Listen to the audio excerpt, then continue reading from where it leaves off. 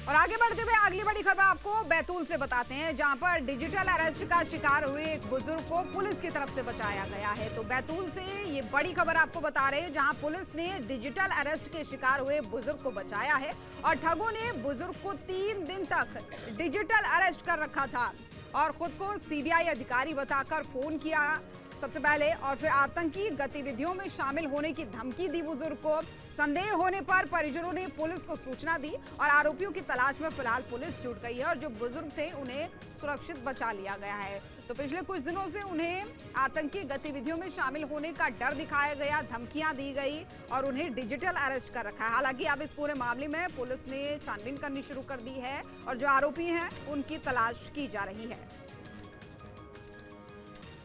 फिर बोले कि आपका खाते में कितना पैसा है, तो मैं बोला 2.5 लाख रुपए।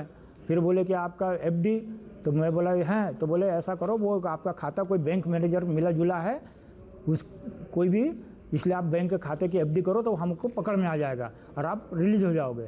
तो मैं मान गया और मैंने दूसरे दिन 1 तारीख को एफडी खोल दी।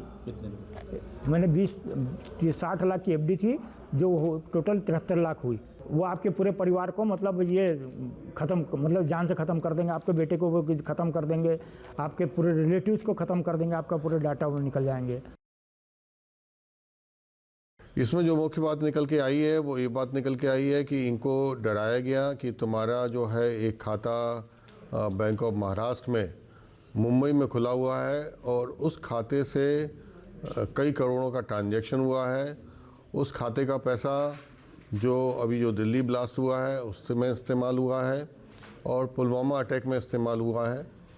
जो फ्रॉडस्टर्स थे उन्होंने एक एटीएम कार्ड इनको दिखाया, जो कि एटीएम कार्ड में इनका नाम लिखा हुआ था, चैतन्य नरवरे का, तो ये डर गए।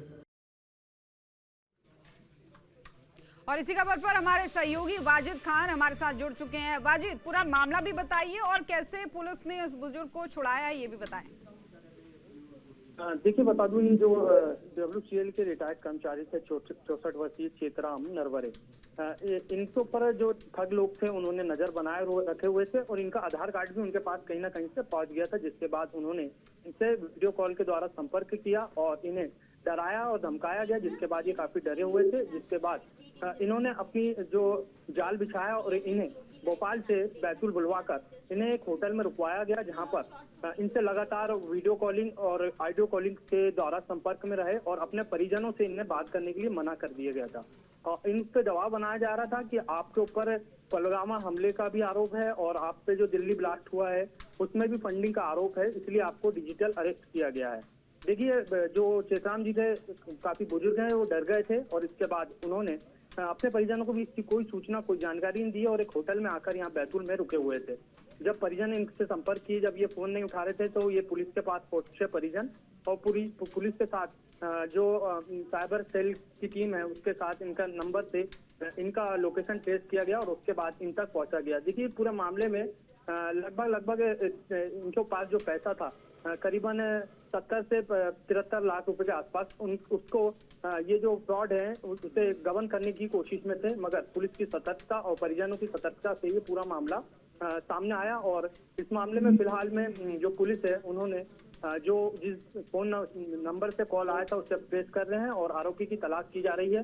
फिलहाल इनको सुरक्षित छुड़ा लिया गया है और अभी पुलिस इसमें जांच कर रही है। जी, तो क्या ये कहा जाए कि 3 दिन डिजिटल अरेस्ट रखने के बावजूद भी जो ठग थे वो कामयाब नहीं हो पाए, किसी भी तरीके की रकम हड़पने के चक्कर में वो थे। और साथ ही सबसे बड़ी बात तो ये भी है ना कि इस तरीके के जो मामले होते हैं इसमें न सिर्फ वो लोग जो कम पढ़े लिखे होते हैं बल्कि अक्सर पढ़े लिखे और अधिकारी रैंक के लोग भी फंस जाते हैं।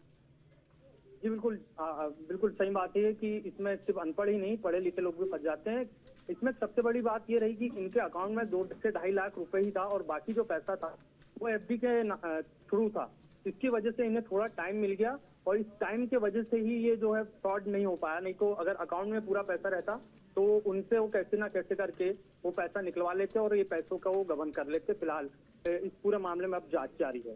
बिल्कुल जांच होगी और ये उम्मीद भी की जा रही है कि जल्द से जल्द दोषियों की गिरफ्तारी भी हो जो लोग इस पूरे मामले में शामिल हो। और क्योंकि अलग अलग तरीके आप ठगी के सामने आते हैं, हर बार हम देखते हैं कि जब कोई नया किस्सा आता है तो एक अलग ही तरीका होता है ठगने का, जिससे लोगों से पैसे ऐंठने की कोशिश की जाती है। तो ऐसे में एक महत्वपूर्ण सवाल ये भी है कि बैंक की तरफ से हो चाहे पुलिस वालों की तरफ से हो, हर बार यही कहा जाता है कि ना तो कोई ओटीपी शेयर करने के लिए कभी कोई बैंक बोलता है और ना ही कोई अधिकारी आपसे वीडियो कॉल के जरिए संपर्क करेगा, लेकिन बावजूद उसके लोग बार बार जो है इस तरीके के जद में आ जाते हैं। तो कौन सी वो बेसिक बातें हैं जो लोगों को जरूर ध्यान रखनी चाहिए?